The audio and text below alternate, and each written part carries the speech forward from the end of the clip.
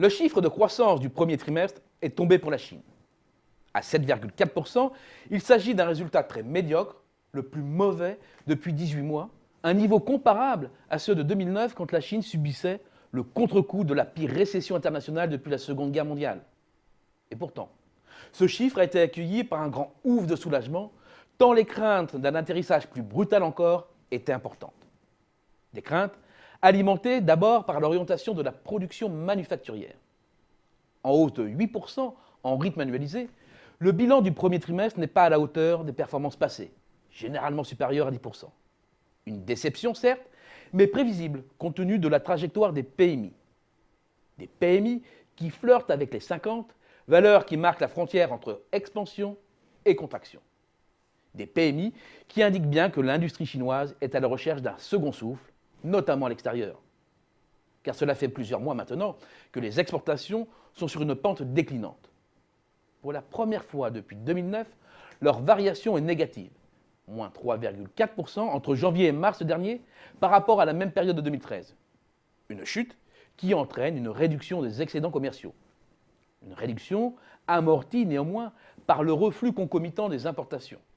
Le contenu en importation des exportations chinoises étant particulièrement élevé. Le principal moteur de la croissance tourne ainsi à faible régime et doit relever plus que jamais le défi de la montée en gamme et de la productivité. Une nécessité pressante compte tenu de l'appréciation continue du yuan et de l'augmentation des coûts de production liés au renchérissement de la main-d'œuvre.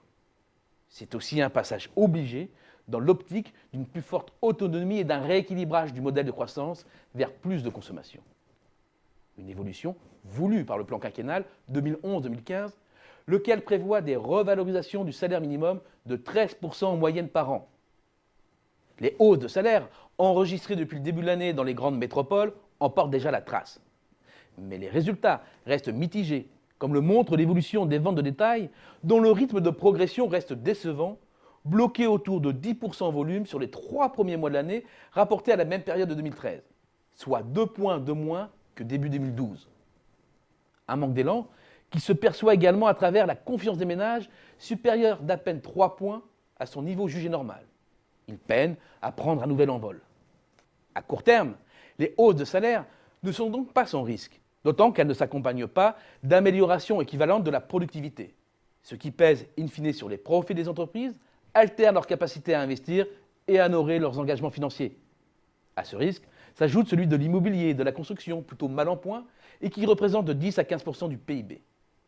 Le changement de doctrine de Pékin soulève un vrai problème de transition d'un modèle à un autre. Et le pari n'est pas encore gagné.